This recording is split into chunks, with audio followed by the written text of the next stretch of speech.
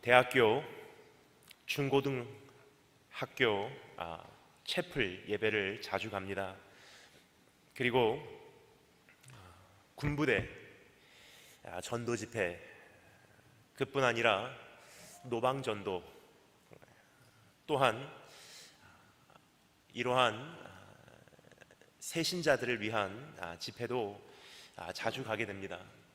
하지만 오늘 고민하던 가운데 오늘 이 말씀만은 어떠한 단순한 복음의 내용을 정리해드려 처음으로 교회에 발을 옮기시는 그분들께만 호소하는 내용이 아니라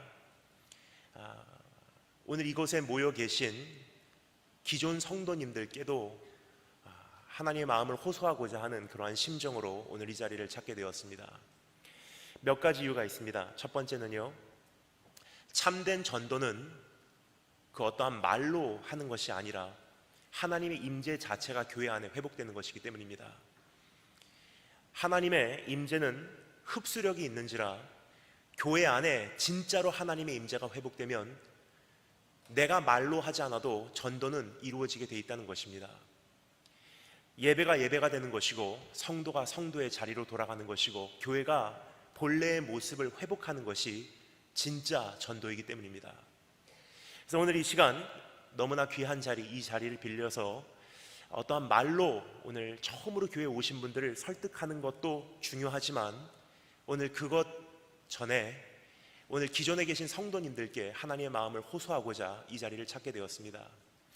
또 한 가지 오늘 이 말씀을 이대로 전하기로 한 이유가 있습니다. 그 이유는 아무리 좋은 이야기를 해봤자 기존에 교회 다니지 않으시는 분들은요, 이미 너무나 많은 상식을 가지고 계신 이 시대에 스스로 어떠한 자기 나름대로의 편견을 다 가지고 계시기 때문입니다. 너무나 많은 논크리스찬들을 저는 접할 수 있는 기회가 있습니다. 근데 가장 큰 문제는 복음에 대한 이해가 없어서 교회를 멀리하기보다도 교회를 향한 편견이 있기 때문에 교회를 멀리하는 경우가 더 많지 않나 생각이 됩니다. 그래서 오늘 이 시간 그 어떠한 것이 아니라 교회의 원래 모습을, 교회의 본래 모습을 보여드리는 것이 전도의 참된 도구가 되지 않나 생각이 됩니다. 교회 오늘 처음 오신 분들이나 오늘 이미 교회를 다니고 계신 분들께 말씀드리기 원하는 것은요, 교회라는 것은 실수가 없는 곳이 아닙니다. 죄인들이 모인 곳이 교회입니다. 하지만 그 교회가 성화돼 가고 있는 과정 가운데 실수를 범할 수 있는지라, 교회도 변질될 수 있는지라 세상에게 욕을 먹을 수 있는 대상이 될 수 있다는 것입니다. 하지만 여러분, 오늘 처음 오신 분들께 다시 한번 호소를 드리기를 원하는 것은요, 소화제 하나에 부작용이 생겼다고 의학 전체를 버리는 것은 무지한 행위입니다.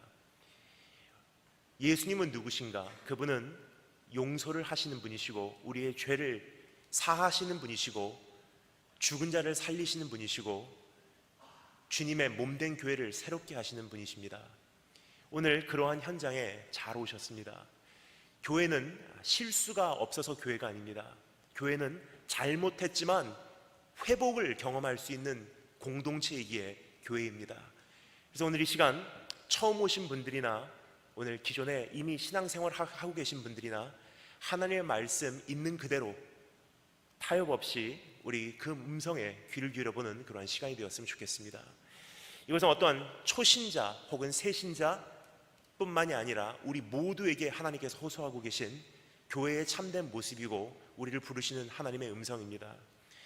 여러분, 이제는 참된 변화가 요구되는 그러한 시대에 우리가 살고 있다는 것입니다.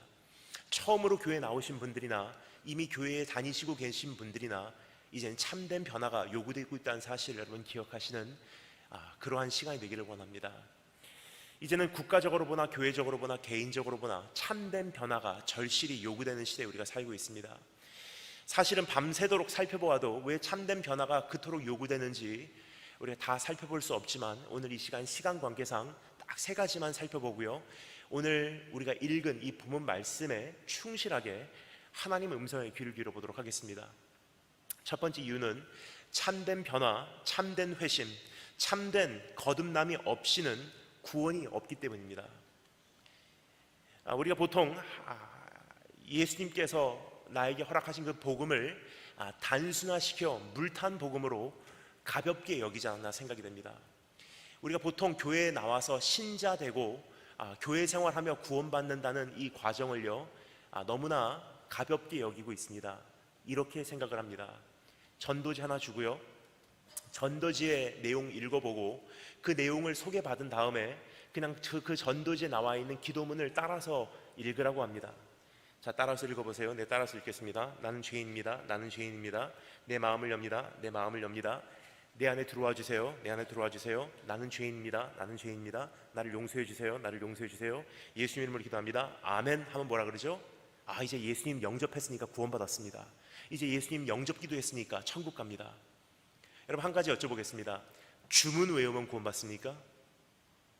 주문 외워서 구원받는다고 말씀하시는 분들은요 이단 사이비 종교고요, 해리포터에서나 볼 수 있는 그것은 이상한 사상이 아닌가 생각이 됩니다. 성경에 보면 이러한 말씀이 있습니다. 사람이 마음으로 믿어 의에 이르고 입으로 시인하여 구원에 이른다. 하지만 이 말씀은요 원래 지금 현대 시대를 살아가고 있는 교회에게 말씀한 내용이 아니라 2000년 전에 존재했던 초대교회 그 당시에 세상을 향해서 선포했던 약속입니다. 그 당시 어떠한 시대였죠? 사실 약 100년 전 한국과도 다름이 없는 시대였습니다.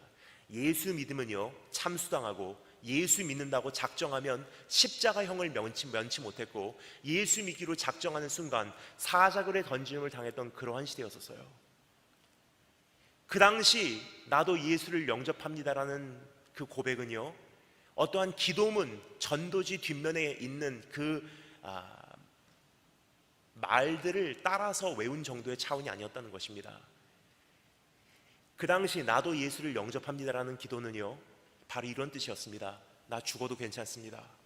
내가 그토록 기다리던 구세주, 내가 그토록 기다리던 내 인생의 구원자, 내가 그토록 기다리던 메시아가 드디어 예수 그리스도임을 이젠 드디어 알았던지라 이제 나는 죽어도 상관이 없습니다.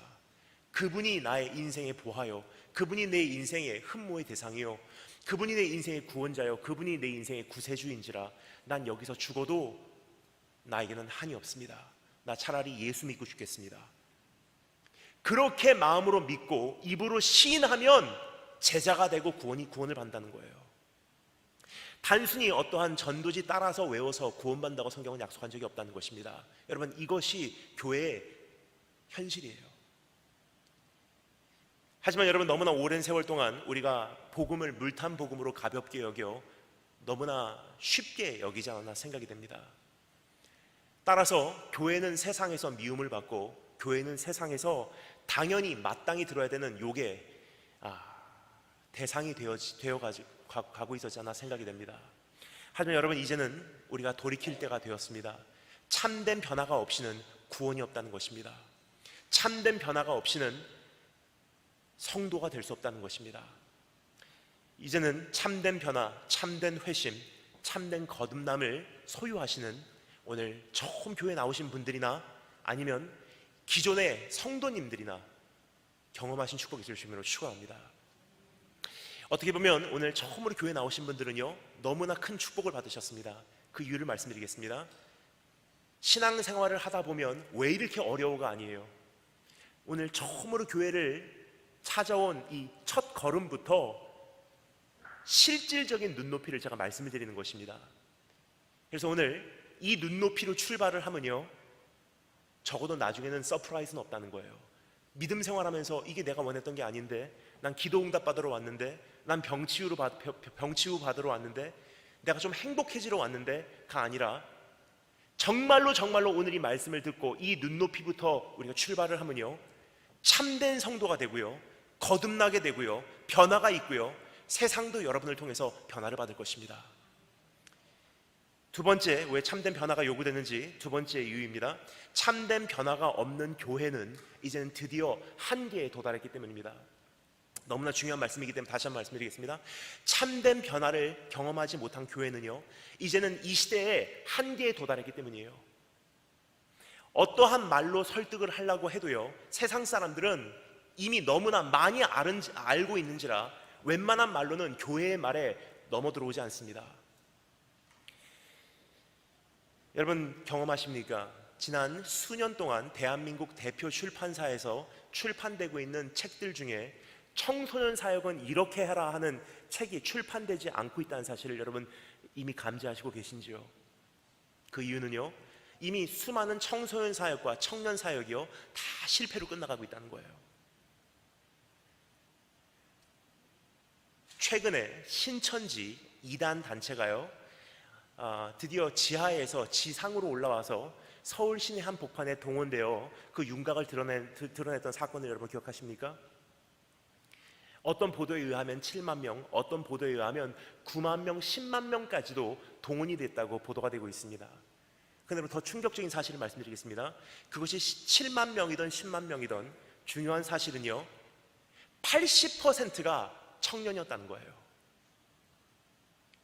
교회에서 청소년들, 청년들 어디 가나 우리가 의문을 하고 있던 그 사이에 수많은 대한민국 교회의 청소년, 청년들은요 이미 다 이단 사이비 종교에 빠지기 시작했다는 것입니다. 그래서 여러분 오늘 이 시간 처음 교회 나오신 분들에게도 호소를 드리지만 이미 기존의 교회를 다니시고 계신 분들에게 경각심을 제가 호소하기를 원하는 것은요, 아무리 새로운 신자 데리고 와봤자, 모셔와 봤자 구멍난 항아리다가 물 붓고 있는 것과 똑같다는 거예요. 왜요? 내가 변하기 전에는, 교회가 변하기 전에는, 예배가 변하기 전에는. 여러분 세상 사람들, 소비자들은요 진짜 세일즈맨과 가짜 세일즈맨을 분별할 수 있는 어느 정도의 감지 능력이 있습니다. 아무리 말을 잘하는 세일즈맨도요 자기가 정말로 지금 내가 판매하고자 하는 그 상품 자체를 믿지 않는다면요 소비자들은 다 알아요. 내가 정말로 지금 강조하고자 하는, 믿고자 하는, 전도하고자 하는, 소개하고자 하는 대상인 예수 그리스도를 내 자신도 보화로 삼지 않는다면요 나를 통해서 복음을 듣는 그 대상들도 내가 가짜라는 사실을 다 알고 있다는 거예요. 또 하나의 가짜 성도, 또 하나의 쓰레기 성도밖에 만들지 못한다면 이 자체가 비극이라는 것입니다. 그래서 오늘 여러분, 오늘 하나님 앞에서 교회가 다시 한번 하나님 말씀 듣고 이제는 어떠한 영향력을 발휘하기 전에 내가 먼저 하나님 앞에 돌아오고 내가 먼저 하나님 앞에 바로 서는 그러한 시간이 되기를, 그러한 기회가 되기를 주님의 이름으로 축원합니다. 세 번째 이유, 참된 변화가 없는 성도는 생명이 없기 때문입니다. 참된 변화가 없는 성도는요 생명력, 영향력이 없다는 거예요. 여러분 어떻습니까? 주님께서 우리에게 말씀하셨던 풍성한 삶을 오늘도 여러분 살아가고 계십니까? 아니면 마음 깊은 곳에서는 양심적으로 우리가 내 마음의 소리에 귀를 기울여 볼 때 이러한 음성이 내 귀에 감지되진 않고 있는지, 이게 정말로 풍성한 삶인가? 내가 정말 그렇게 삶을 살지 못하고 있는데 왠지 모르게 내 삶은 부족하고, 왠지 모르게 내 삶은 궁핍하고, 왠지 모르게 내 삶은 부족하고, 왠지 모르게 이게 성도의 삶이 아닌 것 같은데 하는 그 양심의 소리가 여러분 귓가에 오늘 들리시고 계신지요? 아니면 오늘 자신 있게 주님께서 나를 위해서 십자가에 달려서 죽으실 만큼 그러한 가치를 발견하신 그 풍성한 삶이 내 삶 속에 오늘 100% 누려지고 있는지 여러분 오늘 말씀하실 수 있습니까? 거듭나지 않으면, 회심하지 않으면, 정말로 변화받지 않으면 내 삶에는 그러한 삶이 경험되지 않을 뿐더러 영향력이 없는 성도로 재생산 능력을 상실한 채로 죽어가는 것이 바로 세상이 아니라 나라는 거예요. 좀 전에 말씀드렸듯이 밤새도록 살펴보아도 다 살펴볼 수 없지만 오늘 이 말씀을 우리가 조금 더 구체적으로 살펴보기 위해서 지금 딱 세 가지 이유만 우리가 왜 변화가 요구되는지 우리가 정리하고 이제 말씀으로 들어가도록 하겠습니다. 참된 변화는 그러면 어떻게 일어나는 것인지, 참된 교회는 어떻게 세워지는 것인지, 진짜 성도는 어떻게 되는 것인지 오늘 이 말씀에서 우리가 찾아볼 수가 있습니다. 지금 읽은 이 말씀, 시편 51편 말씀은 제가 짧게 배경을 설명드리도록 하겠습니다. 성경에 보면 사무엘하라는 책이 있는데 사무엘상하로 나눠져 있습니다. 사무엘하 11장 12장에 보면 다윗이라는 왕의 기록이 되어 있습니다. 근데 다윗이라는 왕은 자기의 아내가 아니라 다른 사람의 아내를 범하는 간음죄를 저지르고 맙니다. 근데 그 여자가 잉태해버린 거예요. 밧세바라는 여인입니다. 근데 그 잉태한 사실을 감추기 위해서 밧세바라는 그 여인의 남편 우리아라는 장군을 전쟁터로 보내서 숨지게 합니다. 살인 사건을 저지르는 기록이 성경에 기록되어 있다는 것입니다. 여러분, 성경이 왜 진짜인 줄 아세요? 진짜로 우리의 종교를, 기독교라는 것을 선전하기를 원한다면요, 우리에게 약점이 되는 것은 성경에 기록되지 않아야지 마땅한 거예요. 그냥 성경은요, 있는 그대로 타협이 없이 without apology 내 자신을 어떠한 보호하려고 하지 않고 있는 그대로 성경을 우리에게 알려주고 있어요. 우리가 그토록 존경할 수밖에 없는 그 다윗이라는 왕도요, 그러한 실수를 범했다는 거예요. 어느 여자를 범하고 그 남편을 전쟁터로 보내서 숨지게 합니다. 자기의 죄를 아무도 모를 거라 생각했지만 그 은밀한 죄악을 하나님께서는 나단이라는 선지자를 보내서 그 다윗 왕에게 폭로하시고 다윗 왕을 책망하시고 그 죄악에 대한 대가의 책임을 추궁하시는 장면을 사무엘하 11장 12장 말씀에서 우리는 볼 수가 있습니다. 그 장면을 제가 읽어드릴게요. 나단 선지자가 뭐라고 말하고 다윗이라는 왕이 뭐라고 대답하는지 제가 읽어드리도록 하겠습니다. 다윗이 나단에게 이르되 내가 여호와께 죄를 범하였노라. 나단이 다윗에게 말하되 여호와께서도 당신의 죄를 사하셨나니. 여러분, 예수님은요, 우리 하나님은요, 죄를 사하시는 분이십니다. 자, 그런데요, 하나님께서 당신의 죄를 사하셨나니 당신은 죽지 아니하려니와 이 일로 말미암아 여호와의 원수가, 하나님의 원수가 크게 비방할 거리를 얻게 하였사오니. 무슨 뜻이냐면요, 하나님께서 교회가 돌아오면 용서하신다는 거예요. 하지만 세상 사람들이 교회를 비방할 거리를 얻게 하면요, 자녀 세대가 단절이 된다는 뜻입니다. 세상 사람들이 비방할 거리를 얻게 하였으니 당신이 낳은 아이가 반드시 죽으리라. 나단이 자기 집으로 돌아가니라. 우리아의 아내가 다윗에게 낳은 아이를 여호와께서 치심에 심히 앓는지라. 다윗이 그 아이를 위하여 하나님께 간구하되 다윗이 금식하고 안에 들어가서 밤새도록 땅에 엎드리니 그 집에 늙은 자들이 그 곁에 서서 다윗을 땅에서 일으키려 하되 왕이 듣지 아니하고 더불어 그들과 먹지도 아니하니라.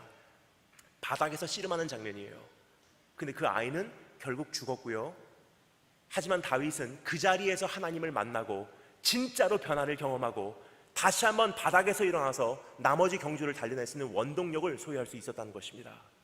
따라서 오늘 이 말씀의 제목을요, 바닥에서의 씨름이라고 쳐봤습니다. 왜냐? 이제는 영적으로 보나 사회적으로 보나 우리의 경건 생활로 보나 교회 사역적으로 보나 나의 영적 어떠한 능력으로 보나 바닥을 쳐버린 지금 이 시대에 첫 번째, 쉽게 일어나려고 하지 마십시오.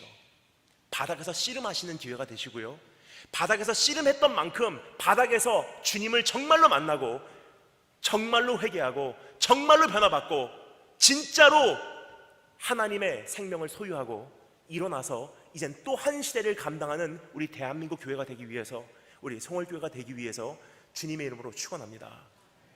한번 따라서 감사합니다. 바닥에서 씨름하자. 바닥에서 씨름하자. 오늘 이 말씀을 드리면서 제가 한 가지 설명을 드릴게요.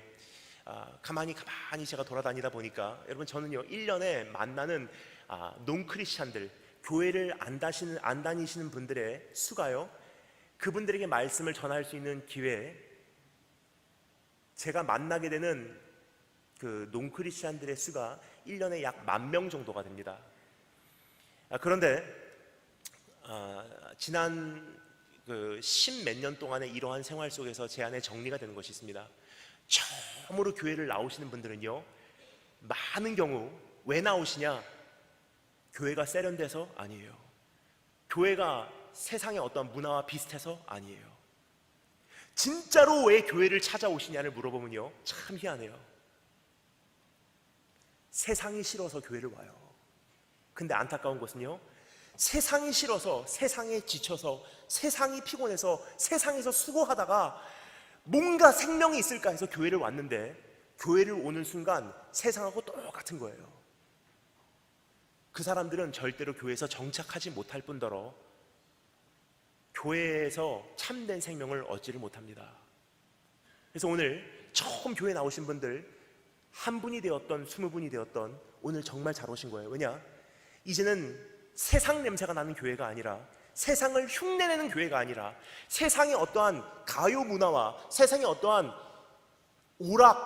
연애 오락 문화를 따라가는 교회가 아니라, 진짜 하나님의 말씀이 이 말씀이라는 사실을 우리가 깨닫고 오늘 하나님의 말씀을 내 가슴에 되새기며 그것으로 인해서 참된 생명을 우리가 경험을 한다면 오지 말라 그래도 성도들은 오게 돼 있어요. 예수 믿는다고 죽인다고 해도 성도들은 그 예수를 선택하게 돼 있다는 거예요. 여러분, 이제는 그러한 변화를 경험할 때가 되었습니다. 이제부터 우리가 달려가야 될 경주가 아직도 남아있고요, 우리가 아직도 싸워야 될 싸움이 남아있고요, 감당하지 않으면 안 되는 한 시대가 또 남아있습니다. 급속도로 물 빠져나가듯이 빠져나가는 대한민국 교회, 특별히 우리 교회의 청소년들과 청년들, 우리가 어떻게 하겠습니까? 이제 주님께서 말씀하십니다. 예루살렘의 딸들아, 나를 위해 울지 말고 너와 너의 자녀를 위해 울어라. 무슨 뜻이냐면요, 아인슈타인이 말했죠. 세상에서 벌들이 없어지기 시작하면요, 세상의 종말이 수년 내에 온다고. 똑같은 맥락이에요. 교회 안에서 우리의 자녀들의 모습이 사라지기 시작하면요, 그 교회는 이제 수년 내에 끝난다는 거예요. 유럽 교회가 이미 그 길을 갔고요, 미국 교회가 그 철로를 지금 따라가고 있고요, 지금 대한민국 교회가 그것을 그대로 복제하고 있다는 것입니다.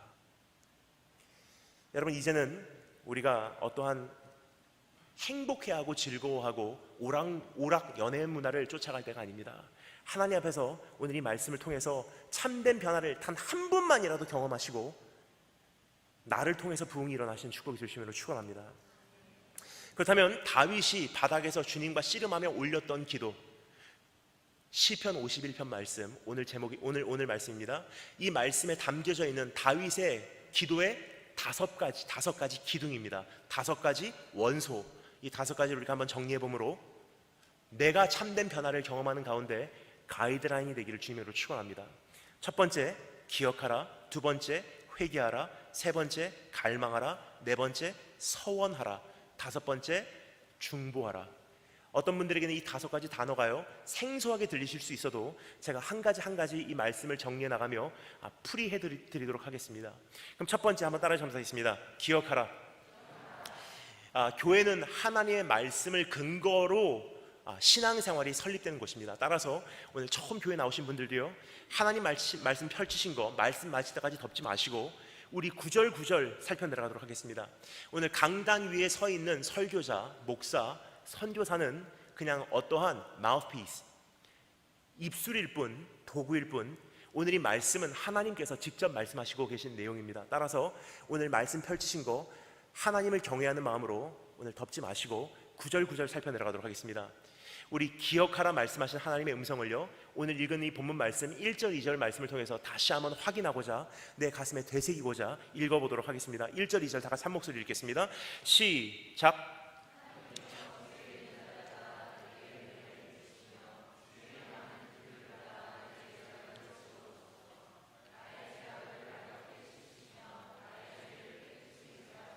아멘.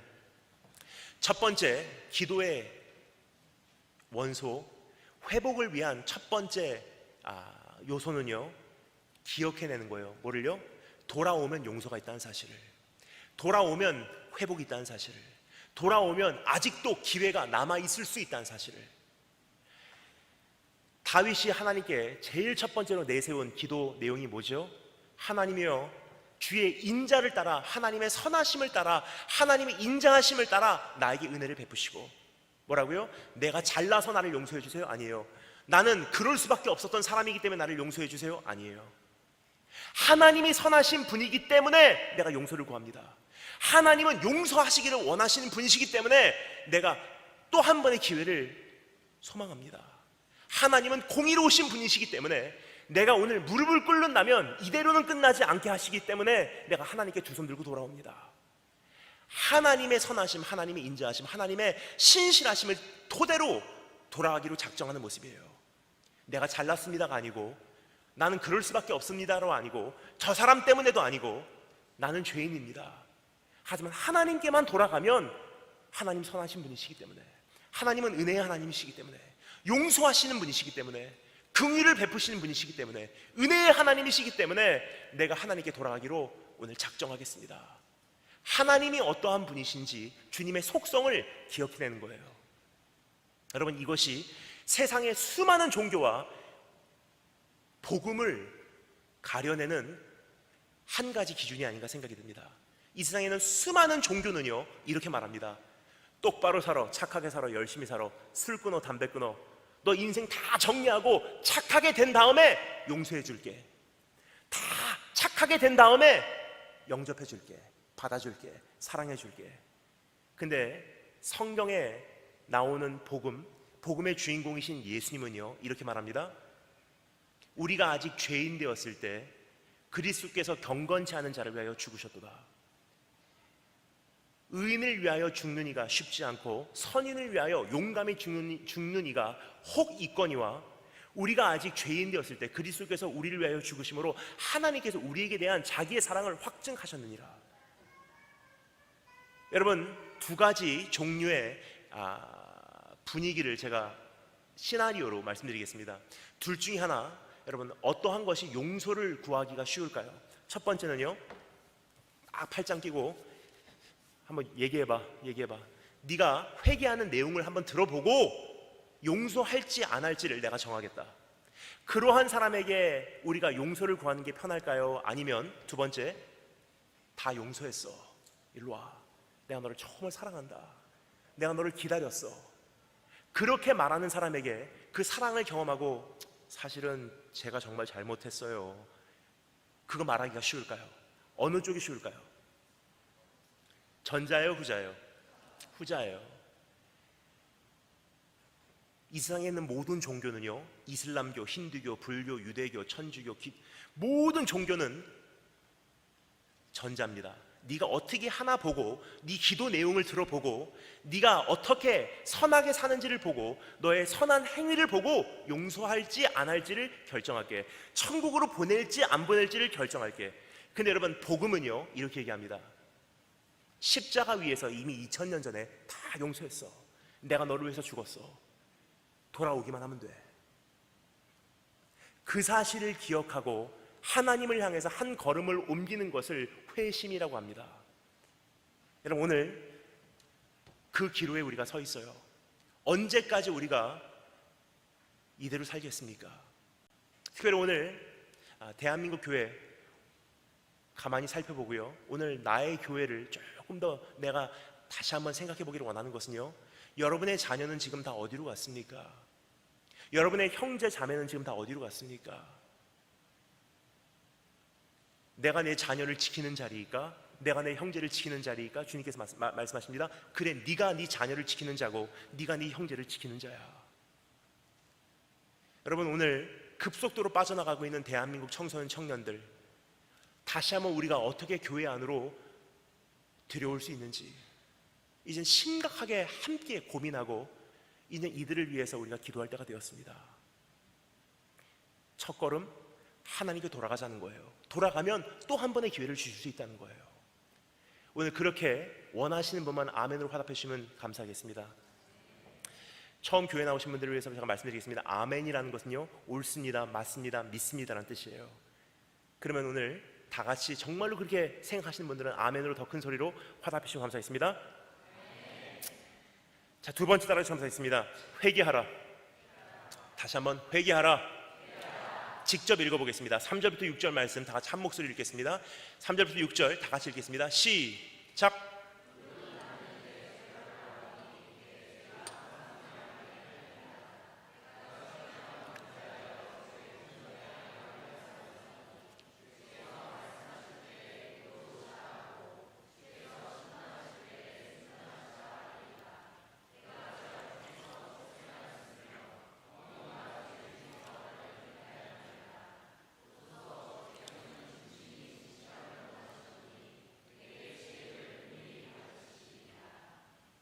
아멘.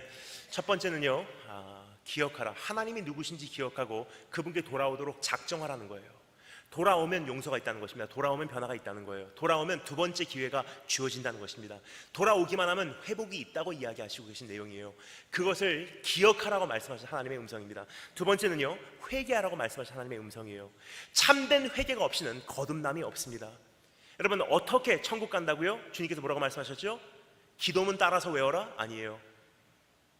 그냥 열심히 교회 생활해라? 아니에요. 구원의 기준을 주님께서 뭐라고 말씀하시죠?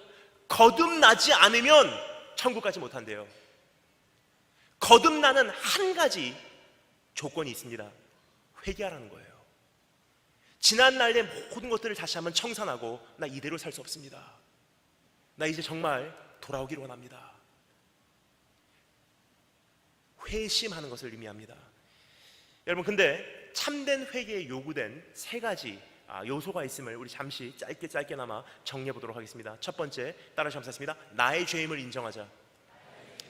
너무나 중요한 단어들이 여기 사용되고 있는데 그것을 감지하실 수 없을지 모르기에 제가 그 단어들을 액센트를 넣어서 읽어드리겠습니다. 그 단어가 무엇인지 잘 감지해 주시면 감사하겠습니다. 나는 내 죄가를 아오니 내 죄가 항상 내 앞에 있나이다. 내가 주께만 범죄하여. 제가 액센트를 넣는 단어가 뭐죠? 나라는 단어예요. 한 구절 안에 나라는 단어가 여기까지만이 사용됐다는 것은요, 다윗 왕의 기도하는 그 마음 밭에는요, 한 가지 단어가 지금 굉장히 강력하게 작동을 하고 있었다는 뜻입니다. 여기서 기도의 한 가지 참된 회개를 위한 요소를 우리가 발견할 수 있습니다. 그것은요, 내 죄라는 거예요. 내 죄. 우리가 한 가지 크게 오해를 하고 있습니다. 세상이 악해서 지금 이 시대에 청년들이 믿음 생활하기 힘듭니다. 여러분, 그것은요, 변명이에요. 우리 예수님께서 우리에게 세상을 맡기실 때 뭐라고 맡기셨죠? 세상에서 믿음 생활하는 거 행복할 것이다. 하지만 때로는 어려운 날도 있을 수 있어. 그날 많이 떠나갈 것이다. 아니에요. 처음부터 주님께서 우리에게 말씀하셨던 세상이요, 악한 세상을 전제로 악한 세상이 될 것이라는 것을 이미 말씀하시고 그 안에서 믿음을 지키도록 요구하셨다는 사실 여러분 기억하십니까? 너희가 세상에서 환난을 당하나 담대하라. 내가 세상을 이겨내라 하심이라. 너희는 세상의 빛이라. 너희는 세상의 소금이라. 소금이 그 맛을 잃으면 무엇으로 세상을 짜게 하리요? 무슨 뜻이냐면요, 세상이 악해서 내가 믿음 생활 지키기 힘든 게 아니에요. 내가 소금의 사역을, 소금의 사명을 감당하지 못했기 때문에 세상이 썩어져가는 원인이 된다는 것입니다. 근데 우리는 여전히 변명을 하고 있어요. 저 여자 때문에, 저 남자 때문에, 저 사람 때문에. 우리 엄마 아빠가 부부싸움하고 이혼해서 내가 가장 중요한 내 고등학교 시절에 그렇게 돼서 내 인생이 여기까지 와버렸습니다. 세상이 이래서, 대한민국 정치가들이 저래서, 교회가 저래서. 주님께서 말씀하십니다. 변명하지 마. 진짜 변화가 일어나기 위한 한 가지 조건은요, 내 죄임을 인정하라는 거예요. 내 죄. 교회의 죄도 아니고요, 대한민국 사회의 죄도 아니고요, 이 시대의 죄도 아니고요, 내 죄라는 거예요. 오히려 하나님께서 우리에게 책망하시길 원하시는 또 한 가지 내용이 있습니다. 왜 너희는 빛과 소금의 사명을 감당하지 못해서 세상을 변화시키지 못했냐는 거예요. 세상 때문에 믿음 생활하기가 힘들어요. 그게 아니라 왜 바로 살지 못했냐는 거예요. 여러분, 우리 특별히 부모님들 가만히 생각해 주시면 감사하겠습니다. 여러분의 자녀들은 지금 어디서 무엇을 하고 있습니까? 주님 이 땅에 곧 오신다고 하는 지금 이 시대에 온 세계가 긴장 상태로 들어가고 있는 지금 이 시대에 여러분의 자녀는 주님 만날 준비되어 있냐는 거예요. 가만히 보면요, 참 안타까운 곳이 있습니다. 청년들이 왜 교회에서 빠져나갈까? 왜 세상이 교회에게 매력을 느끼지 못할까 하는 생각을 하게 돼요. 그 이유를 말씀드리겠습니다. 제가 말라기서를 읽다가 깜짝 놀랐어요. 말라기서 1장 내용이 뭐죠? 너희가 하나님께 온전한 제사를 드리지 못했다는 거예요. 온전한 제사를 드리지 못한 그 기준이 뭐죠? 부정한 것, 더러운 것, 추악한 것, 짜투리, 찌꺼기 드렸다는 거예요. 근데 거기서 한 걸음 더 나가서 하나님께 온전한 제사를 드리지 못했다는 그 기준이 뭐냐? 전체를 드리지 못했다는 거예요. 전체를 드리지 않으면요, 온전하지 못한 제사입니다. 따라서 감사하겠습니다. 전체를 드리지 않으면 온전하지 못한 것. 하나님께 합당한 제사는 전체를 드리는 거예요. 전체. 근데 전체를 드리지 않으면요, 말라기서 1장 너희가 나에게 부정한 것 갖고 왔어, 너희가 나에게 상한 것 갖고 왔어, 너희가 나에게 나눠진 것 갖고 왔어, 너희가 나에게 흉터 있는 거 가지고 왔어, 너희가 나에게 더러워진 거 갖고 왔어, 찌꺼기 갖고 왔어. 근데 거기서 끝나면 되는데 말라기서 2장에 이런 내용이 있습니다. 그 절기의 제사를, 그 부정한 제사를 나는, 죄송합니다 이런 단어 써서, 성경에 나와 있는 단어인지라 그대로 번역을 하겠습니다. 그 절기의 제사, 그 부정한 제사를 나는 똥으로 여긴대요. 똥. 전체를 드리지 않은 제사, 올인을 하지 않은 찬양, 전체를 드리지 않는 신앙생활, 세상의 한 발, 교회의 한 발, 어중간하게 신앙생활하는 것은 신앙생활 자체가 아니라 똥이라는 거예요. 똥. 그 똥을, 더 충격적인 말씀을 드리겠습니다. 그 다음 구절에 이게 서 있습니다. 그 똥을 펴서 너의 얼굴에 바르리라 그래요. 저 성경을 읽다가 깜짝 놀랐어요. 설마. 성경이 분명히 말합니다. 그 똥 같은 제사를 펴서 너의 얼굴에 바르리라. 해석합니다. 이런 뜻이에요. 내가 드린 것이 뭐냐에 따라서 그것이 나의 영성의 형상이 된다는 뜻이에요.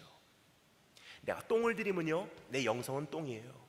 내가 똥 같은 헌신을 하잖아요, 내 사역의 열매는 똥이에요. 내가 똥과 같은 예배를 드리면요, 그 예배에서 흘러나오는 은혜는 똥입니다. 내 신앙생활이 똥이면요, 내 자녀들이 보고 자란 믿음은 똥이에요. 따라서 내 믿음이냐, 생명 걸고서 내 믿음을 그대로 이제는 유지하냐, 아니면 부모님의 믿음으로까지로 이제 정리하냐의 시점에 섰을 때 그 자녀들은 보고 자란 게 똥밖에 없는지라 믿음을 버리고 세상으로 떠나가는 것은 정해진 사실이에요. 의아할 필요가 없습니다. 여러분, 내 자녀가 믿음 생활하지 못하는 것은요, 교회 잘못이 아니에요. 어떤 사역자 잘못이 아닙니다. 세상의 잘못이 아니에요. 부모인 내가 믿음 생활 잘 못한 내 잘못이에요.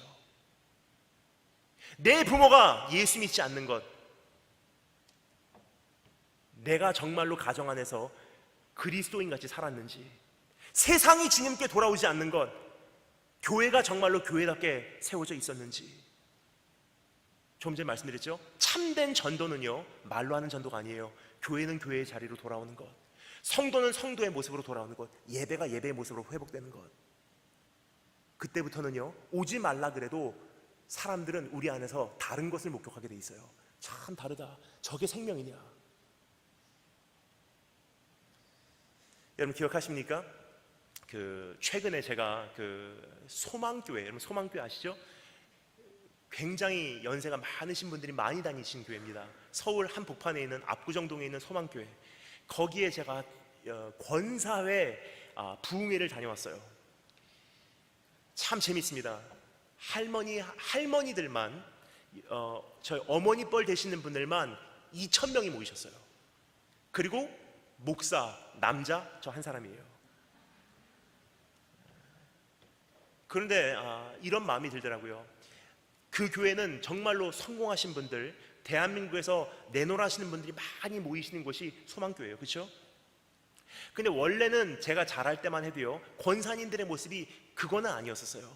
제가 갖고 있는 교회에 다니시는 권사님들의 이미지, 월남치마 입으시고 성경 가방 핸드백 메시고 키도 작으시고 구부러지시고 옷은 조금 그렇게 화려하진 않으시고 한평생 고생을 하셔서 얼굴은 많이 주름이 지시고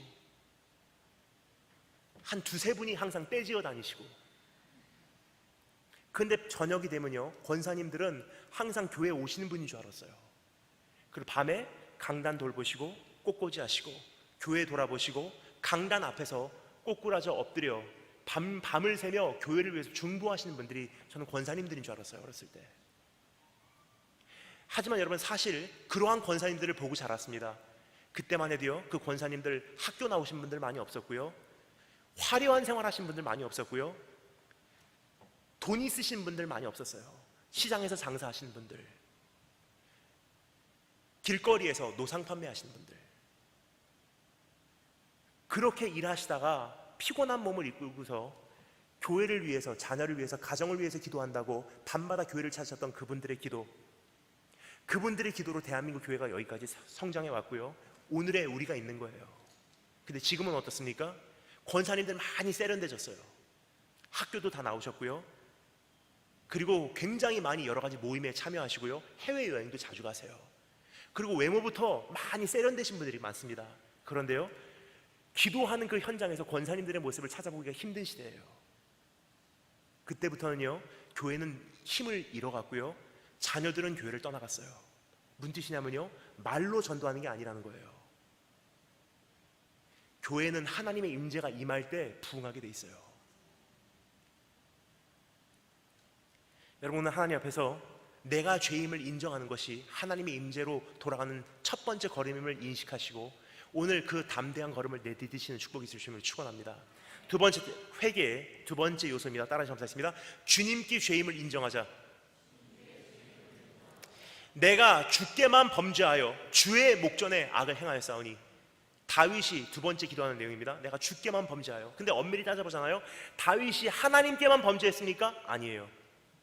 밧세바 범했고요, 그 남편 우리아 죽였고요, 다윗에게 모든 희망을 걸고 있었던 이스라엘 민족의 희망을 저버렸어요.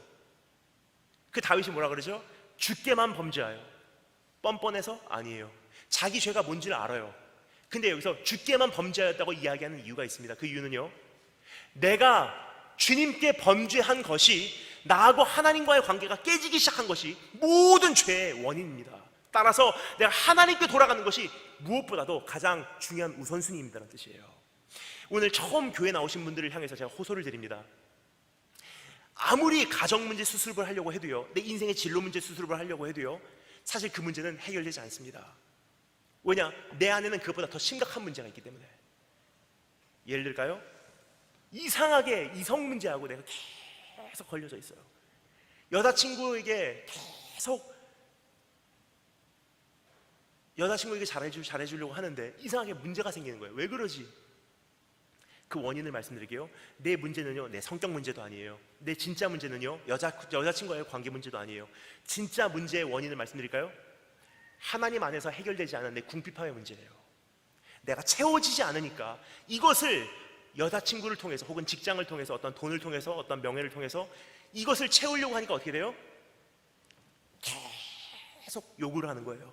근데 거기에 미달될 때 섭섭해하고요, 거기에 미달될 때 싸움이 나고요, 거기에 지나칠 때 관계가 온전하지 못한 거예요. 지금 여러 가지 예를 들 수 있지만 시간 관계상 이거 한 가지만 말씀드리겠습니다. 모든 문제의 원인은요, 나하고 하나님과의 문제지 표면적인 문제가 아니라는 거예요. 다른 말로 표현해서 하나님과 내가 다시 한번 정확하게만 서면요, 내 가정 문제 온전한 형태로 돌아오게 돼 있어요. 사회 문제 온전한 모습으로 회복되게 돼 있어요. 내 진로 문제 해결되게 돼 있어요. 여러분, 저는요 사춘기를 경험하지 못했습니다. 저는요 진로 문제를 가지고 고민해 본 적이 없어요. 지금까지 한 번도 어떤 고민을 하면서 지내본 적이 없습니다. 전 중학교 1학년 때 예수님을 인격적으로 만났어요. 4대째 기독교 가정에서 태어나서 어렸을 때부터 교회는 다녔지만 제가 처음으로 하나님을 인격적으로 만난 것, 나를 거기까지 사랑하시다는 사실을 처음으로 깨달은 것은요 중학교 1학년 때예요. 그때 얼마나 뜨겁게 그 사랑을 경험했는지 가슴을 찢으면서 울었어요. 나를 왜 이렇게 사랑하십니까? 그때까지만 해도 하나님이라는 분은 저에게는 이론이었어요. 이론. 엄마 아빠의 하나님, 교회 다니는 사람의 하나님. 근데 내가 하나님의 사랑을 처음으로 맛을 보고 나니까 고백이 달라져요. 그 어떠한 것보다도 가장 아름다운 나에게는 흠모의 대상이고요, 그 무엇을 버려도 그분 하나를 소유하기를 원하는 나에게는 최고의 보화예요. 그분을 만나게 되었습니다. 그분을 만나는 순간 제 인생의 진로 문제가 단번에 해결돼요. 따라서 여러분, 오늘 진로 문제 가지고 고민하시는 분들은요, 진로 문제 상담을 받으시라고 저는 요청하지 않습니다. 제가 권해드릴 수 있는 것은요, 예수님 바로 만나라는 거예요. 예수님을 정말로 만나면요 진로 문제가 있을 수가 없어요. 왜냐? 정말로 만나는 순간, 그분이 내 인생의 보화가 되는 순간, 그분이 내 인생의 흠모의 대상이 되는 순간 모든 성도들의 고백은 동일해요. 내가 살아도 주를 위해 죽어도 주를 위해. 진로 문제 해결. 내가 살아도 주를 위해 죽어도 주를 위해. 그때부터 지금까지 한 걸음 한 걸음 인도하심 따라서 왔을 뿐입니다. 진로 문제 가지고 고민해 본 적이 없어요. 이와 같이 하나님과의 나의 관계가 그 문제가 해결만 되면요, 모든 문제가 원위치로 돌아가게 돼 있어요. 주님으로 채워지니까 더 이상 알코올로 채울 필요가 없고요, 주님으로 채워지니까 다른 사람에게 인정 못 받아도 괜찮고요, 예수 그리스도로 채워지니까 더 이상 세상에서 성공으로 내 자신을 증명 안 해도 괜찮고요, 주님으로 채워지니까 다른 사람이 나에게 악담을 해도 감당할 만해요. 내 인생의 가장 밑에서 나를 바치고 있는, 나를 끊임없이 사랑해 주신다는, 무조건적으로 사랑해 주신다는 하나님의 사랑이 내 인생의 모퉁이 돌이니까 가정이 산산조각 나고 내 인생이 뒤집어진 것 같으나 힘들지만 견딜만 합니다. 이것이 예수 그리스도 안에 있는 우리의 특권이에요. 예수 믿으면 복받고, 예수 믿으면 잘되고, 예수 믿으면 아무런 문제 없고가 아니라 세상에서 우리가 환난을 당합니다. 어려움이 있고요, 고난이 있고요, 똑같이 질병이 걸릴 수 있고요. 하지만 내 안에 계신 예수가 있기에, 무조건적으로 사랑해 주시기에, 세상 끝날까지 나를 버리지 아니하신다고 하기에, 네 부모가 너를 버릴지라도 내가 너를 버리지 아니하며, 그러기에 세상이 뒤집어져도, 내 인생이 산산조각 나도, 내 눈앞에서 부모님 이혼하고 가정이 산산조각 나도 힘들지만 견딜만 하다는 거예요. 주님과의 관계가 회복이 되면 모든 것이 회복이 됩니다. 오늘 문제 해결을 원해서 이곳에 오신 분들, 그 문제 해결점을 찾지 마시고 하나님과의 관계를 회복하시고 돌아가신 축복이 주시는 걸 축원합니다. 세 번째, 따라 점사했습니다. 주의 지혜를 소유하라. 첫 번째는 나의 죄임을 인정하는 것이고요, 두 번째는 주님께 죄임을 인정하는 것이고요, 세 번째, 진짜 회개의 요소입니다. 하나님의 지혜를 소유하는 거예요. 여기 보면 참 재미난 표현이 기록되어 있습니다. 보소서 주께서는 중심이 진실함을 원하시오니 내게 지혜를 은밀히 가르치시리라. 회개를 하는 사람이 이상하게 지혜를 구해요. 왜 그럴까요? 성경에서 말하는 지혜는요, 우리가 생각하는 상식 지식이 아니기 때문에, 성경에서 말하는 wisdom, 히브리어, 구약 성경이 기록된 히브리어는요, 허크마라는 단어예요. 허크마. 무슨 뜻이냐면요, 우리가 생각하는 지혜는 상식, 지식. 하지만 성경이 말하는 지혜는요, 따라서 감사했습니다, 기준, 표준이란 뜻이에요. 기준이란 뜻이에요. 무엇이 옳고 무엇이 그릇되고를 가려내는 하나님의 기준이에요. 그래서 여러분, 인류의 모든 원죄가 시작된 그 현장, 거기에 서 있었던 한 그루의 나무, 뭐죠? 선악과예요. 선과 악을 가려내는 나무. 근데 그것을 영어로 표현하면 뭐라 그러죠? The tree of knowledge. 지식의 나무, 지혜의 나무예요. 뭐냐? 지식이라는 것은요, 선과 악을 가려내는 기준이기 때문에. 근데 그 기준이 누구의 기준? 하나님의 기준이에요. 세상의 기준이 아니라 하나님의 기준이에요. 따라서 하나님께서 내 삶 속에 지혜를 설립하시기 시작하잖아요. 그때부터는 참 희한한 현상이 일어나요. 이제까지 죄로 여겨지지 않은 것들이 죄로 보이기 시작해요. 이제까지 대수롭게 여기지 않았던 것들이 어느 날 내 삶에 불편하게 되기 시작합니다. 여러분, 그래서 오늘 여러분에게 호소를 드리는 거예요. 오늘 성령님이 없이 이곳에서 어떤 복음 제시만 되면요, 진짜 변화는 일어나지 않습니다. 근데 오늘 성령님께서 오늘 이곳에 오셔서요, 오늘 처음으로 교회 오신 분들이나 기존의 교회를 다니시고 계신 분들이나 우리 안에 진짜 지혜를 설립하시잖아요. 하나님의 기준을 설립하시잖아요. 그때부터는 가슴을 찢고 싶어서 이대로는 살지 못하기에 변화를 추구하게 돼요. 하나님, 나 이대로는 못 돌아가겠습니다. 나 이대로는 못 살겠습니다. 나 이 길로 왔지만 이제는 이 길로 못 돌아가겠습니다.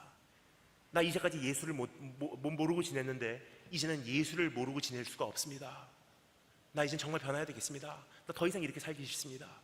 그러한 고백과 그러한 회의가 내 삶 속에 일어나지 않으면요, 진짜 변화는 없는 거예요.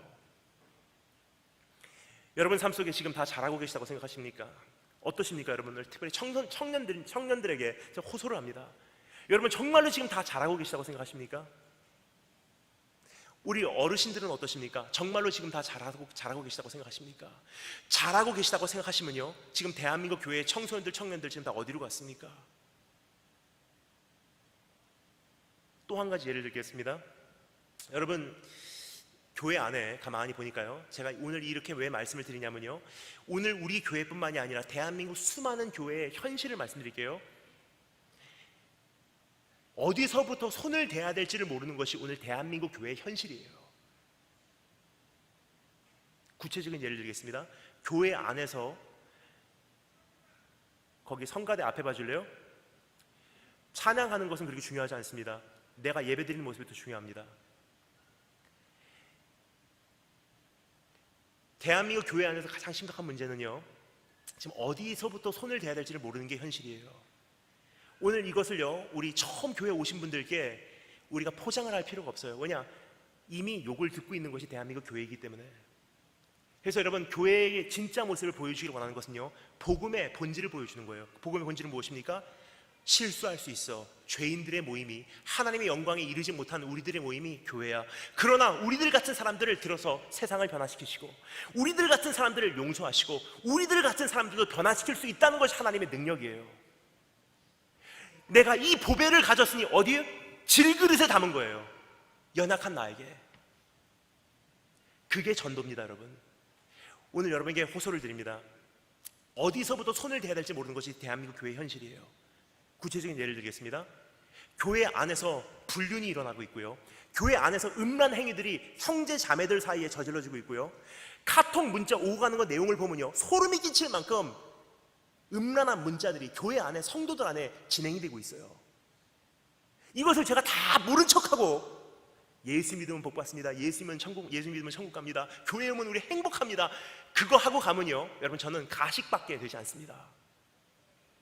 교회 안의 현실, 청소년들 안에도 음란 행위들이 저질러지고 있고요, 똑같은 중독을 가지고 죄를 10년, 20년 반복하고 있어요. 토요일날 저녁에 나가서 부평역에서 주안역 앞에서 주일 새벽 아침까지 내가 어디 서 있었는지 다른 사람은 모르지만 나하고 하나님은 알아요. 무엇을 마시고 무엇을 이야기하고 무엇을 보고 지냈는지 다른 사람은 모르지만 나하고 하나님은 알아요. 내가 무엇을 원했는지, 무엇을 탐했는지, 내 시선은 무엇을 바라보고 있었는지, 내 안에 무엇이 욕심이 되었는지는 다른 사람은 모르지만 나하고 하나님은 알아요.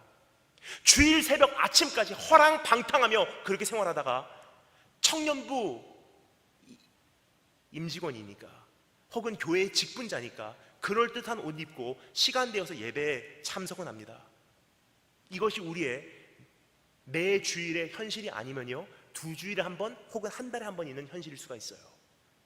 그래서 주일날 예배를 그렇게 드리러 왔는데 하나님의 예배 안에서 신령과 진정으로 예배드리는 이 현장에서 가슴을 찢고 싶은, 가슴이 아파서 가슴을 치고 싶은, 무릎 꿇고 꼬꾸라져 엎드려서 회개하고 싶은 마음이 내 안에서 꿈틀거리지 않는다는 것은요, 이 예배 가운데 하나님은 안 계시다는 뜻이에요. 근데 이것이 잘못된지도 모르고 콘티대로 진행되면 계획기도 있고 찬양대 있고 우리 말씀 선포 있고 헌금 시간 있고 주기도문 있고 축도 있으면 오케이, 우리는 예배를 드렸습니다. 여러분, 예배를 드렸다고 자기 만족하는 것은 무당이고요, 하나님은 인격적인 분이시기 때문에 하나님을 찾는 자는 신령과 진정으로 그분을 만나라는 거예요. 오늘 그런 예배 드리고 계십니까? 이게 죄인지도 모르고 우리가 달려가고 있었어요. 근데 오늘 이 말씀이 내 안에 들어와서 기준이 설립되기 시작하니까 불편하기 시작합니다. 그래서 다행인 거예요.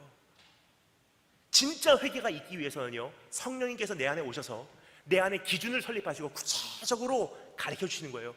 어느 날 갑자기 불편해지는 거예요. 지금까지는 아무렇지도 않게 대수롭지도 않게 생각했던 지난 10년 동안의 내 생활이 어느 날 아침에 불편해지는 거예요. 나 이대로는 못 살겠다.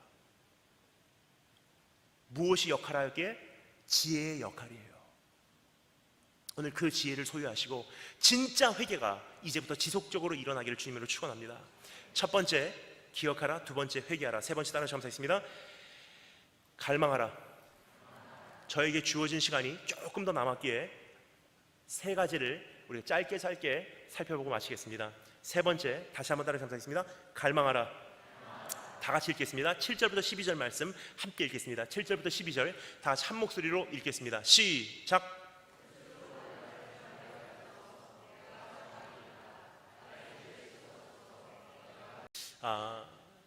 기억하고 회개하고, 하지만 세 번째는 갈망하는 것입니다. 무엇을 갈망하냐?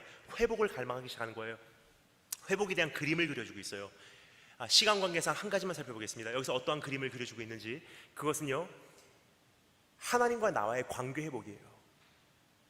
여러분, 어떠한 사람하고 관계를 가지려고 하면요, 교제를 가지려고 하면 그 관계와 교제를 위한 조건이 세 가지가 있어요. 이 세 가지의 조건 안에서 관계와 모든 교제가 형성이 되는 거예요. 첫 번째는요, 법적으로 인정된 관계. 예를 들어서 아버지와 아들, 남편과 아내.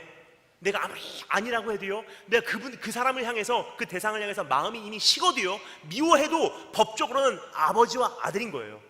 첫 번째는 법적인 요소. 두 번째는 감격의 요소예요. 사랑의 요소예요. 감정적인 요소예요. 법적인 요소뿐만이 아니라 정말 내가 사랑하는 사람, 그 사람을 만나면 막 감격이 되고 기뻐요. 하지만 세 번째 요소, 그 감격을 유지하기 위한 의무의 요소예요. 의무. 사랑하는 사람과의 관계를 유지하기 위해서 때로는 생일을 기억해야 되고요, 내 희생을, 내 시간을 투자해야 되고요, 내 에너지 소모를 요구를 해야 돼. 내 에너지 소모를 우리가 감수를 해야 되는 거예요. 세 가지: 법적인 요소, 감정적인 요소, 그리고 세 번째 의무적인 요소. 중요한 것은요, 하나님하고 나하고는 아버지와 자녀 관계라고 해도요, 지금 두 번째가 많이 상실됐고요, 세 번째, 그 관계를 유지하기 위한 의무가 지금 바닥을 치기 시작했어요. 그래서 지금 나하고 하나님과의 관계는 그냥 아버지 하나님이라고 불러드리는 것 뿐이지 사실 감격이 내 예배 가운데 없다는 거예요. 도전을 드리겠습니다. 여러분 삶 속에 진짜로 감격이 있으십니까? 찬양을 부르면서 조금 전에 눈물 흘리시는 분들 저는 한 분도 보지 못했습니다. 저는 오늘 여러분께 말씀드리기 원하는 것은요, 여러분, 우리 이 동네 신월동이 아니고 인천, 그리고 송월교회, 그리고 이 주변에 있는 교회와 즉 인천에 있는 동인천까지의 교회들, 그 모습, 옛날 모습을 전 지금도 기억합니다. 제가 딱 1년 어렸을 때 부평에 살았어요. 상곡동에. 이 동네 자주 놀러 왔어요. 근데 그 당시만 해도 어떠한 교회들이 있었는지 전 지금까지 기억합니다. 옛날에 신앙생활했던 우리의 신앙의 어르신들의 모습이에요. 우리나라 이렇게 잘 산 지 오래 안 됐습니다. 여러분 기억하십니까? 아이폰 3 나오기 전까지만 해도요, 우리나라 이렇게 못 살았어요. 모토로라 레이저 사용할 때, 그 당시 무슨 유니클로가 있었습니까? 그 당시 무슨 자라가 있었습니까? 그 당시 무슨 H&M이 있었습니까? 교회 딱 오잖아요, 교회 부교육자들, 전도사님들 굉장히 촌스러웠어요. 청바지에다가 양복벨트하고 거기다 다 티셔츠 안으로 끼워놓고. 근데 딱 10년 만에 이렇게 바뀌어서요, 지금 웬만한 교회, 우리 교회 부목사님들, 우리 전사님들 굉장히 세련되고 잘생기셨잖아요. 10년 사이에 일어난 현상이에요. 근데 여러분, 10년 전에, 20년 전에 우리 대한민국 모습이 어땠는지 여러분 기억하십니까? 한여름에 이런 통에다가 보리차 얼려서, 옥수수차 얼려서 아이스박스에다가 다 담아서 리아가로 시장 한 복판에 끌고 나가는 거예요. 그 당시만 해도 시장 나갈 때는 진짜 장화가 필요했어요. 진흙탕이었거든. 물통 꺼내놓으면요, 조금 녹으면 한 컵 따라서 팔고, 한 컵 따라서 팔고, 옆에서 다라이에다가 나물 쌓아놓고 검은 봉지에다가 팔고, 또 담아서 팔고. 그때 받았던 1,000원짜리 다 주머니에다 넣어놓고 계시다가 그거 하나님께 드릴 수가 없어서 빳빳한 초록색 10,000원짜리 바꿔서 은행 가서 새돈 바꿔서 하얀 봉투에다가 넣어서 성경책 사이에다가 딱 껴놓고 주일까지 기다리려고 하다가 도저히 못 기다리겠는 거예요, 우리 할머니들. 그 다음날 새벽 예배 와서 담임 목사님 나오시기 전에 이 강단 위에다가 두려움과 떨림으로 올려놓으며 봉헌 드리며, 한 정말 더 드리고 싶은데 이것밖에 드릴 게 없습니다. 나중에 정말 더 드리고 싶습니다. 눈물로 드렸던 예물들 있었던 거 여러분 기억하십니까? 근데 지금 어떻습니까? 핸드폰 사기 바쁘고요, 옷 사기 바쁘고요, 여자친구하고 혹은 남자친구하고 일본 후쿠오카로 여행 가고 먹었던 거 사진 찍고 인스타 올리기 바빠요. 그리고 내 주머니에 있는 몇백 원 헌금 바구니 하나 던지고요, 나 헌금했다고 생각합니다. 예배를 와도 감격이 없고 찬양을 불러도 눈물이 없어요. 그러면 여러분, 하나님의 종이 오늘 이 강단에 와서 뭐라 그러겠습니까? 하나님께 너를 축복하실 것이다, 너를 귀하게 쓰실 것이다. 제가 오늘 그 말하고 가잖아요. 하나님께서 저에게 이렇게 말씀하실 것입니다. 너에게 화 있을진저. 제가 성경에 대해서 아까 강조한 이유가 있습니다. 교회는 성경 말씀으로 인해서 설립된 신앙의 근거한 신앙입니다. 근데 여러분, 저는 성경을 많이 사랑합니다. 이 성경은요, 원본이 아니라 사본이에요. 그렇죠? 원본이라고 생각하시는 분들은 대단한 믿음의 소유자이십니다. 사본 성경이에요. 사본. 존더반이라고 하는 미국의 미시간에 있는 출판사가 출판한 영어 성경입니다. 근데 이 사본 성경이라고 해도요, 전 이 성경을 많이 사랑해서 이 성경을 지금까지 땅 바닥에다가 내려놔 본 적이 없어요. 떨어뜨려 본 적도 없습니다. 흙에 다 본 적이 없는 성경이에요. 가끔 이렇게 예배를 마치고 이동을 할 때 딱 예배를 마치고 나가면 막 비가 내릴 때가 있어요. 그때는요, 전 양복을 벗어서 속으로 품고 성경에 비 한 방울 안 맞춥니다. 전 이 성경을 매우 사랑하기 때문입니다. 제가 처음에 성경을 받았을 때 기억이 납니다. 할머니께서 쓰셨던 성경 어머니에게 물려주시고, 어머니께서 쓰셨던 성경 저에게 물려주셨어요. 그 20년 전에 처음으로 그 성경 받았을 때 얼마나 감격이 컸던지, 30년 전에 처음으로 그 성경을 받았을 때 얼마나 그 감격이 컸던지, 그 당시 그 성경을 딱 보니까요, 읽지를 못하겠더라고요. 왜냐? 세로가 아니라 가로로 써져 있기 때문에. 그리고 한자가 얼마나 많던지. 근데 그 당시만 해도요, 내가 알아듣는 말로 성경이 번역돼서 나의 눈높이에 맞춰서 나온 성경이 아니라, 그 당시만 해도 네가 정말로 하나님 말씀이 귀한 줄 알면은 네가 성경의 용어들을 배워서 네가 성경을 배워. 그 언어 배우며 한자를 어린아이가 배워가며 성경을 읽고 싶어서 성경을 읽었었던 그 시대가 있었어요. 한참을 읽다 보면 할머니께서 은혜 받으셨던 말씀, 빨간 동그라미. 한참을 읽다 보면 어머니께서 은혜 받으셨던 말씀, 형광펜으로 동그라미. 위에 보면 날짜가 써 있어요. 몇 월 며칠? 그때 우리 집에 이런 일이 있었는데, 어머니께서 이 말씀으로 그 상황을 그렇게 이기셨구나. 저절로 저도 모르게 이 말씀에 마음이 가기 시작해요. 말씀을 사랑하기 시작하니까 저도 외우기 시작해요. 그 말씀이 제 안에 암송이 되기 시작하고 암기가 되기 시작해요. 근데 살다 보니까 저도 여러 가지 문제를 겪게 됩니다. 그때 즉각적으로 생각나는 말씀, 그 말씀들이에요. 그 말씀으로 그 상황을 이겨냅니다. 이겨내니까 그 말씀이 저에게는 실체가 된 거예요.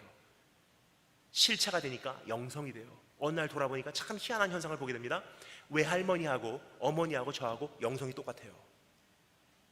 그래서 여러분, 저는 이 찬양을 부를 때마다 오래된 찬양입니다. 하지만 정말로 저에게는 은혜가 되는 찬양이에요. 나의 사랑하는 책, 이 책 중에 있으니 이 성경 내가 심히 사랑합니다. 귀하고 귀하다. 어머니의 무릎 위에 앉아서 재미있게 듣던 말, 이 책 중에 있으니 내가 이 성경 심히 사랑합니다. 다윗 왕의, 옛날 용맹스럽던 다윗 왕의 역사와 병거 타고 하늘나라 올라갔던 엘리야, 그 일들을 어머니께서 읽으시면 눈물 없이 듣지 못했던 그 일들을 난 지금까지 기억합니다. 귀하고 귀하다. 어머니의 무릎 위에 앉아서 재미있게 듣던 말, 이 책 중에 있으니 내가 이 성경 심히 사랑합니다. 근데 지금 어떻습니까? 교회 올 때요, 핸드폰 들고 와요.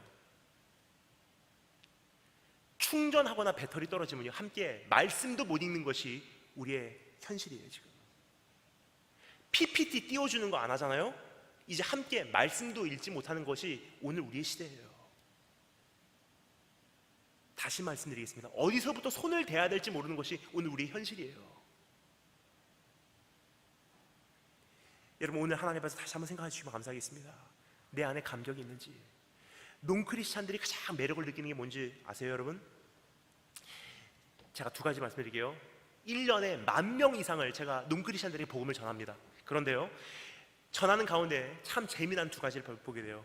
논크리스찬들, 교회 안 다치는 분들이요, 가장 싫어하는 것, 교회 와서 가장 싫어하는 것, 그리고 교회 와서 가장 보기를 원하는 것, 이 두 가지가 뭔지를 말씀드릴게요. 제일 싫어하는 것, 당신은 사랑받기 위해 태어난 사람. 그게 제일 싫대요. 제일 보기를 원하는 게 뭐냐면요, 성도들, 교회 다니는 사람들이 진짜로 감격하냐를 보고 싶대요. 왜냐? 사랑합니다, 할렐루야, 감사합니다, 사랑합니다, 그거지. 진짜로 삶 속에서 감격이 있냐는 거예요. 내가 비록 말은 잘 못해도요, 내가 비록 말투는 어눌해도요, 난 예수 믿어서 정말 행복합니다. 너무 행복합니다. 진짜 행복합니다. 난 오늘 죽어도 괜찮습니다. 너무 행복해서. 예수로 나의 구주 삼고 성령과 피로써 거듭나니 이 세상에서 내 영혼이 하늘의 영광 누리도다. 그것을 이 세상 사람들이 정말로 보면요, 오지 말라 그래도 세상은 교회를 통해서 변화받게 돼 있어요. 근데 중요한 것은요, 사실 내가 예수 믿으세요 그건 해도요, 내 안에 예수 믿는다는 확신이 없어요. 예수 믿는다는 것이 이렇게 고달픈 건지, 예수 믿는 것이 이렇게 지겨운 건지, 하나님을 만나러 가면서도 어떤 감격도 없고, 예배를 드리면서도 어떤 경직됨이 없고, 찬양을 하면서도 눈물이 없는 내가 무슨 예수를 전합니까? 나도 믿지 않는 예수를.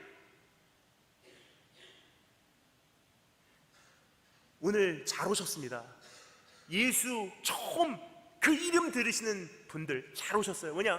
교회는 여기까지 바닥을 칠 수 있는 것이 교회의 2000년 역사예요. 하지만 그때마다 하나님께서는 교회를 정화시키셨고요, 새롭게 세우셨고요, 2000년 동안 수많은 역사를 일으켜온 것이 사실 교회이기도 합니다. 교회는 넘어질 수 있지만 교회에게는 회복이 있어요. 그 회복을 하나님께서 오늘 우리에게 다시 한번 기회를 주시고 계십니다. 그 현장에 오신 한 분 한 분을 주님의 이름으로 환영합니다. 오늘 그 감격이 회복되기를 주님의 이름으로 축원합니다. 다윗이 말합니다. 주님, 이 구원의 즐거움을 회복시키소서.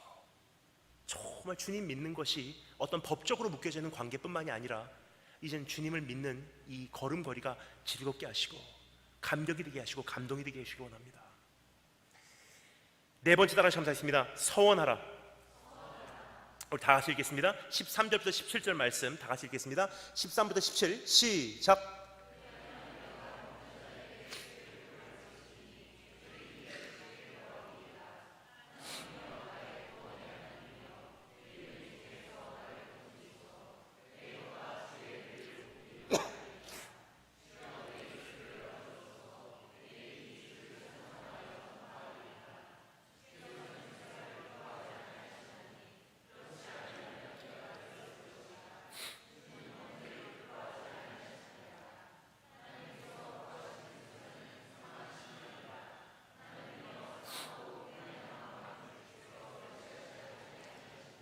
아멘. 첫 번째, 주님께 돌아가면 용서가 있을 거야. 주님께 돌아가면 회복이 있을 거야. 기억을 해요. 그리고 회개를 합니다. 회개하고 이젠 관계 회복을 갈망을 하기 시작해요. 그 다음에 나오는 기도입니다. 그리하면 주님께서 정말 나를 그렇게 회복시켜 주신다면 이제는 주님의 도를 내가 가르치겠습니다. 이 정말 교회다운 교회가 되겠습니다. 성도다운 성도가 되겠습니다. 예배다운 예배를 드리겠습니다. 서원을 하는 장면이에요. 여러분, 오늘 그러한 것을 갈망하십니까? 오늘 주님께 그러한 것을 결단하시기를 원하십니까? 새로운 서원이 필요해요. 어떻게 해요? 세상 길로 가지 않겠노라고. 이젠 세상 이야기 하지 않겠노라고. 이제는 정말 예배다운 예배를 드리겠노라고. 교회다운 교회가 되겠노라고. 성도다운 성도의 이름이 부끄럽지 않은 성도가 되겠노라고. 새로운 제 서원이 필요합니다. 자, 그런데요, 주님께서 우리에게 질문하실 거예요. 내가 너를 왜 써야 하니? 내가 너에게 또 한 번의 기회를 왜 줘야 할까? 다윗이 그것에 대해서 이렇게 반응을 해요. 나는 심령이 가난한 사람입니다. 주님께서 기뻐하시는 제사는 가난한 심령이라. 무슨 뜻이냐면요, 내가 하나님께 드릴 수 있는 제사는 나 이런 사람입니다가 아니에요. 나 사역 잘합니다가 아니에요. 하나님 나라에 도움이 될 것입니다가 아니에요. 딱 한 가지 내세워요. 난 용서를 받은 이상 이제는 한평생 주님을 의지하지 않고는 살 수가 없는 존재입니다. 그것이 하나님께서 기다리시는 답이 돼요. 대한민국 교회가 회복돼서요, 다시 한번 하나님께 붙들린 바 되었을 때 끝까지 이번에는 변질되지 않고 갈 수 있는 유일한 한 가지 통로, 주님의 은혜 의지하지 않고는 살지 않겠습니다라는 내 안의 결심이에요. 여러분 기억하십니까? 우리 수많은 목사님들 처음에 약 20년 전에만 해도 수많은 종들이 자주 간증했던 내용들,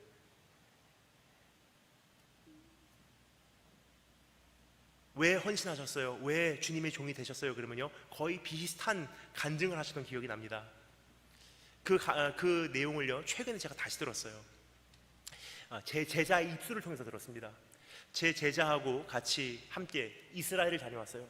이스라엘까지 갔다 온 긴 여정 가운데 그 제자가 얼굴이 굉장히 표정이 무거운 거예요. 제가 요르단 공항에서 그 친구에게 말을 걸었습니다. 너 왜 이렇게 표정이 무겁냐? 지난 수일 동안 너하고 같이 여행하는데 내 마음이 무겁다. 그 친구가 저에게 솔직히 얘기를 합니다. 목사님, 사실 저 고민이 있습니다. 뭐니? 그러니까 저희 사실은 이번에 여정 마치고 한국을 돌아가면 신학교 면접을 봅니다. 그래. 그래서 면접 때 꼭 물어보는 질문이 있대요. 왜 헌신하기를 원하십니까? 당신이 하나님 나라에 어떠한 도움을 드릴 수 있을 것 같습니까? 당신은 왜 헌신하였습니까? 라는 질문이래요. 제가 물어봤습니다. 다른 사람들은 뭐라고 대답하니? 이렇게 대답한대요. 대한민국 청소년들을 나에게 맡겨주세요. 내가 대한민국 청소년들을 바꿔놓겠습니다. 이 시대를 책임지겠습니다. 나는 어떠한 목사님 밑에서 내가 어떻게 훈련을 받고 난 이렇게 하나님 나라를 확장할 수 있습니다. 난 이러한 사람입니다. 저 같아도 뽑겠더라고요, 그러한 신학생들. 그리고 제가 그 친구에게 물어봤습니다. 너는 그렇게 대답하면 되지, 왜 고민을 하니? 그 친구가 이렇게 얘기해요. 저는 사실 내세울 게 없거든요. 저도 궁금하더라고요. 그럼 너는 왜 헌신했니? 너는 왜 이 길을 가기로 작정했니? 그 친구가 저에게 대답했던 그 말이 저에겐 충격이었어요. 잊혀졌던 그 고백을 다시 한번 기억하게 했습니다. 20년 전에 수많은 종들의 고백들. 그 제자가 뭐라 그러냐면요, 이렇게 말합니다. 난 이러한 사람입니다도 아니고요, 난 이러한 목사님 밑에서 훈련받았습니다도 아니고요, 여기서 인턴십 했습니다도 아니에요. 딱 한마디예요. 내가 왜 헌신했냐고요, 목사님?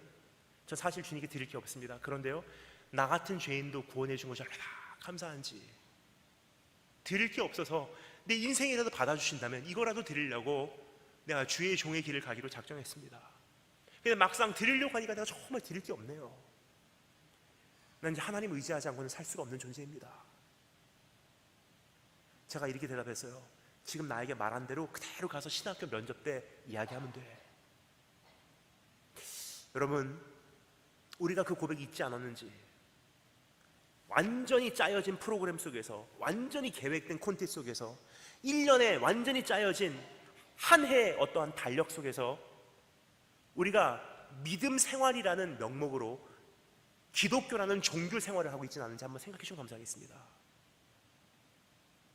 근데 여러분, 교회라는 것은요, 정말 은혜 받은 것이 감사하고, 연약한 나의 가정, 산산조각난 나의 오늘의 현실, 상처 입은 내 인생, 보잘것없는 내 존재, 하지만 하나님 의지하며 살 수밖에 없는 존재인지라 주님 의지하고자 나오는 것이 교회예요.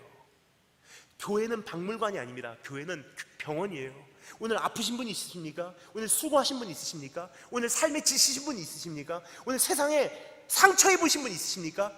교회가 여러분을 맞이합니다. 그것이 교회의 본래 모습이고 우리가 돌아가야 될 자리입니다. 그 자리로 돌아오면 다시 한번 써주신대요. 마지막 5번째 따라 점사했습니다. 중보. 첫 번째는 기억하고 회개하고 갈망하고 서원하고, 마지막 5번째 중보. 다 같이 마지막 두 구절 18, 19 읽겠습니다. 18절, 19절 한 목소리로 읽겠습니다. 시작.